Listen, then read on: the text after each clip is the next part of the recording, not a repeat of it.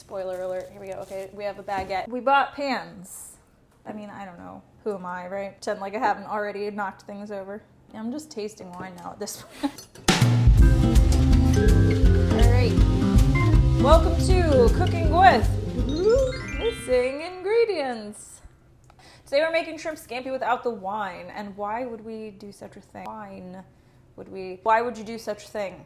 Maybe you don't have the wine, you drank all the wine, forgot to check your shopping list. Maybe you don't drink wine for health, religious reasons. Whatever reason, you are like, you have a hankering for some shrimp scampi and you don't have the wine. So we're gonna try a couple different things today and see what works best. So a little bit about shrimp scampi. It's actually really cool. So shrimp and scampi is sort of like that, like ramen noodles or ATM machine where ramen means noodle, so you're like kind of saying noodle. Scampi is actually sort of a type of shrimp. It's called, what is it? It's Dublin Bay prawn or a Norway lobster. Basically more like what we think of as a prawn, like it's a really big shrimp. So scampi comes from the Italian word scampere.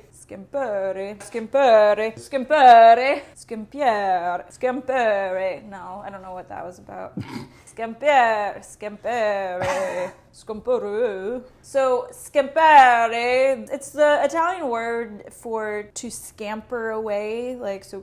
I'm not really sure if that comes from when people fish for shrimp or in cooking, but either way, they're slippery little buggers, right? As Americanized things happen, we've come to associate the word scampi when we say shrimp scampi with that lemon butter garlic sauce. We're gonna investigate whether or not the wine is purely there for flavor, if it also has some sort of textural element, or if there's something in the cooking process.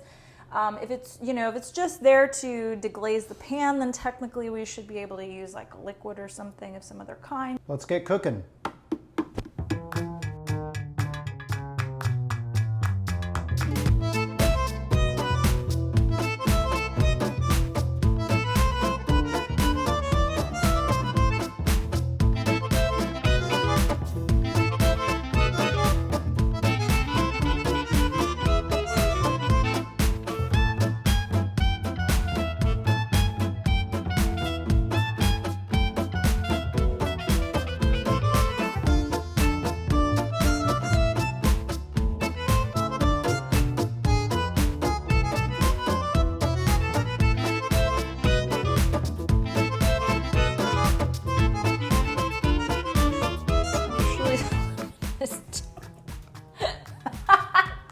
The lemon is too big. And look at that. It's like mostly rind. Look at that.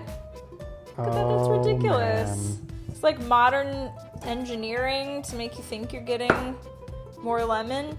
I mean, this would be very beneficial if you just wanted like lemon rind or zest or something. Wow. That's like no lemon in there. That's terrible. Anyway.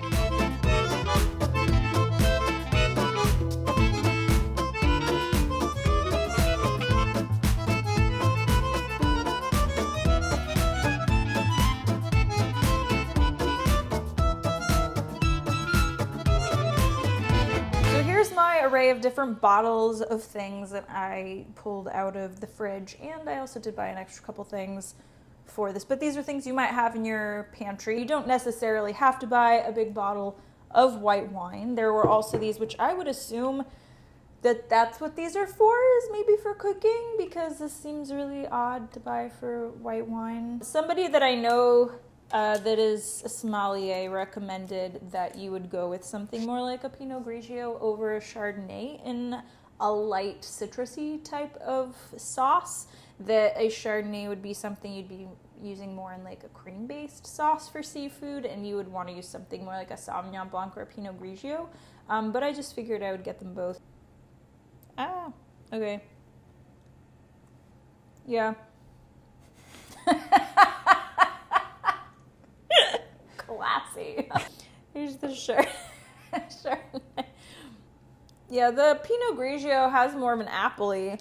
I did pick up some white cooking wine. So it seems like the kind of common wisdom about using cooking wine is don't.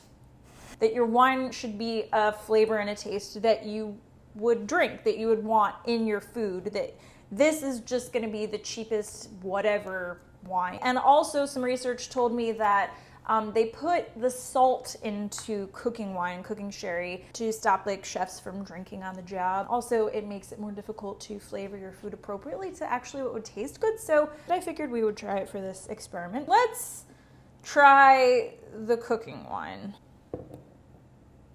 Oh yeah, that's salty.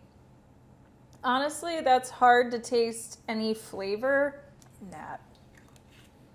Yeah, so no. Absolutely do not buy white cooking wine. I'm just gonna get rid of this.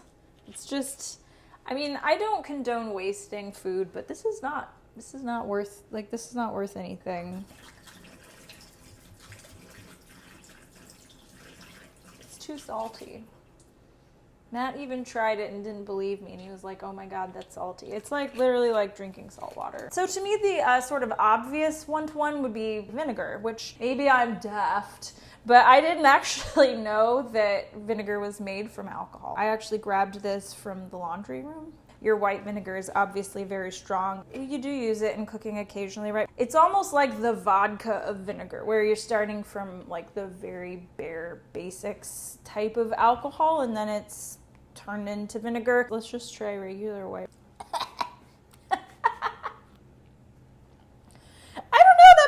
That bad. Like, it's not flavorless, and if that's all you have, maybe. So in the vinegar aisle, the next most plentiful type of vinegar that was on the shelf was apple cider vinegar, which I'm not sure if it's because of all of the stuff out there about it being good for you, or it's because it really just is like a great vinegar in dishes.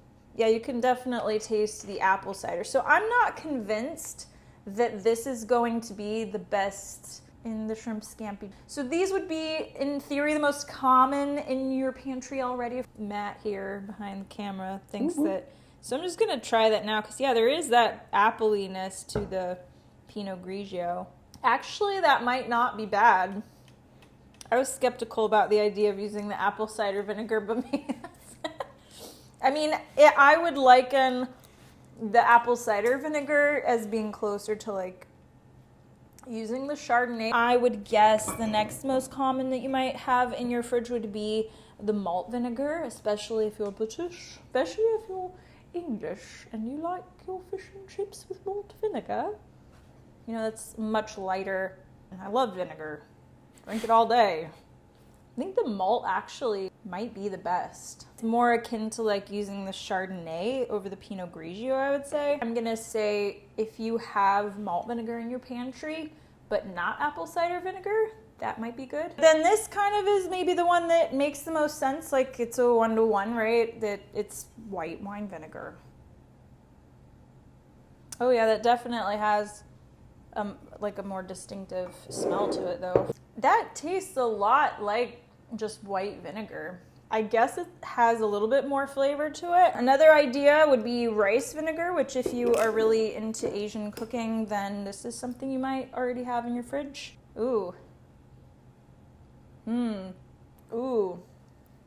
I thought the rice vinegar was gonna be like the most mellow, but no, definitely not. I'm gonna just nix the rice vinegar because I don't think that in comparison to tasting the white wines, I don't think this is gonna have a good flavor for that. Okay, so another surprise couple of items. Another ooh, I forgot. I was thinking also maybe beer. Like Blue Moon's super common American beer. Well, it's Belgian. It's an ale, white ale, and then we also picked up some Peroni. I'm just gonna put the Blue Moon back. All right. So this is like very unorganized. Yeah, I mean, that smells like beer. So tastes like beer. So then another thing that I have seen talked about a couple times is using chicken broth. Smells like a can. The place of the wine is going to be like really maybe kind of a zestiness or like a pop. You're not really, I don't think you're going to get that from chicken broth. I mean, that's chicken broth. I'm not a fan of the chicken broth idea. The lemon juice is actually one of the ingredients in the traditional scampi sauce. Some things that I've seen or have just been like, we'll put extra lemon juice. At the same time, that kind of doesn't add any complexity to it because you're just upping one of the flavors that's already in the traditional sauce. Woo! That's probably, you know, funny enough, it's probably because I didn't expect it, but that was like the strongest smelling of all of them, actually. Whew. There are the subtle differences between these, but not a lot. This is very overwhelming. My two winners so far of the vinegars would be the apple cider and the malt. For the experiment, maybe we should try the apple cider vinegar. I would say we probably should use less of the vinegar than a 1-to-1 of what it calls for in the recipe, but I'm gonna say maybe the apple cider vinegar is a good one to go with.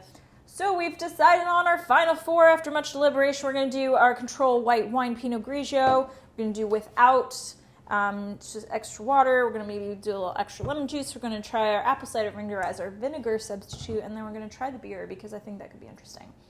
So let's get cooking. No, that was creepy. Let's get cooking. Got 1 pound of shrimp, so I'm just gonna kind of try to do approximately.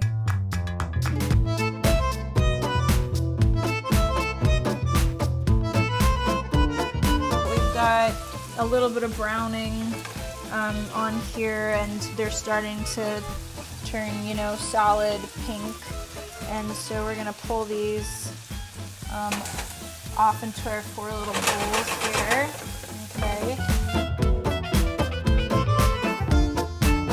Now, basically, this is the magic of when we're gonna add like the wine, where we're gonna deglaze the pan. So deglazing basically means you're gonna get like all the good stuff into there. So normally the recipe calls for a 1/4 cup of wine. So in our control back here in the left corner, we're gonna use 1 tablespoon since we've divided it into 4.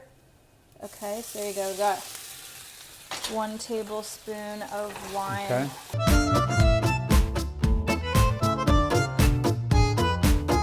Tablespoon of lemon juice. Okay. And then maybe just a splash of a little extra water. Okay, 1/2 tablespoon of the apple cider vinegar. Okay. And then in our last one, we're gonna do the 1 tablespoon of beer. Okay. We got our tablespoon of beer, maybe like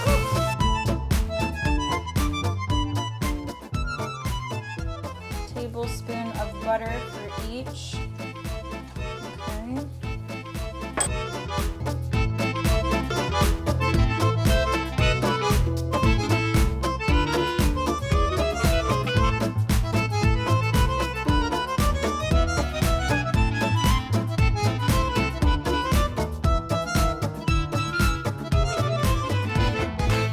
I think we're probably about good. So I'm gonna go ahead and put these. This is gonna be our without. And then here we'll do the one with the apple cider vinegar. Are we gonna be able to remember which one? We'll remember. All right. And then this one is our beer. One with the beer. Okay. All right. Control one with the Pinot Grigio white wine. All right. So we are gonna try these. Yeah, I'm excited. Yeah. Yeah, visually. They look good. Yeah, the apple cider everything vinegar looks good. and the beer look a little darker, but not a lot darker. The white wine and of course just the lemon juice are very light. Okay, so let's. You want to dig in? Let's try the control first. Okay. The regular scampi. This is our scampi with the wine, with a little shrimpy shrimp. Yeah. Okay, here we go. Cheers. Cheers. Oh, that's really good. Oh man. Just gonna dip my finger here to Buttery. really just like, yeah. Of course. Yeah. Wow. You can taste the wine in there. You know. It's very light. If you're worried about making it with wine because you don't like wine, it's not overpowering. No, it's not overpowering at all, but really nice. Let's try the other. Try without? Yeah, let's try the one with just like the extra lemon. Much more acidic. Doesn't have that underlying smoothness of flavor from the wine, but not bad. It's good though. I mean, it certainly isn't like, I wouldn't throw it out. No. Let's say that. It's more citrusy, you know. But I would say comparable. I'd say if you don't have wine don't have anything, and you're just like, you can still totally yeah, make it. you could totally make it just with a little extra lemon juice. We're going to try the apple cider vinegar. Let's do it. Okay. It's good. Surprisingly good. Really, really close to the white wine. Yeah, it has a really good flavor. It really actually does mirror a lot of the complexity of the one with the wine. I'd go with this one. Yeah, so far out of This one's really good. Yeah. Now let's try the beer then. This is the one that you were the most excited for, right? Yeah. It's okay. It's not great. You can't really taste very much of the beer. Yeah. So It's actually less complex or less interesting than even just the more lemon juice one. That's a bummer actually, because I thought for sure that was going to be one of the better ones. we really loved the apple cider vinegar. It's really the most like the white wine and the one that I would recommend using if you do have it. It does give a tang and a little bit of flavor that's very similar to the wine. Very similar to the wine. So that's what I would say. And then the beer is kind of like, don't bother, you know. But the one with the lemon is really good too. Like, I mean, if you don't have any of these other ingredients and you just want to use extra lemon juice, it does Totally doable. definitely give you, It is a very subtle flavor. So if you use the vinegar, we used half. So we used half of what it calls for the wine. So, and that's just about, I would say, a good amount of flavor. But that's a really great option. And I would say maybe the other vinegars that you might have in your pantry would be a good substitute as well, because it does kind of give you a little bit more of that tang that you have with the wine. But, you know, I mean, hey, like shrimp scampi's good. So, Yeah, I mean, right. garlic and butter and Yeah, you can't go wrong. You can't go wrong either Garlic way. and butter. So we're going to go ahead and we're going to finish our dinner. Stand up here. yeah. All right. So if you like this video, please, I'm going to finish chewing. Sorry. So if you like this video, please subscribe, because that's the only way you'll probably see this again in the future. And, you know, if you have any ideas of what you use to substitute your wine in your recipes for, let us know below in the comments. Or if you have any other ideas for future videos that you would like to see, let us know that as well. And otherwise, if you think that this is cool, like, help support us. And if you have a shrimp in your life that loves to cook, it's a really cool design that we had made by a cool artist. So You can find that down below in the find description. it all down below. And anyway, enjoy your shrimp. Bye. Bye.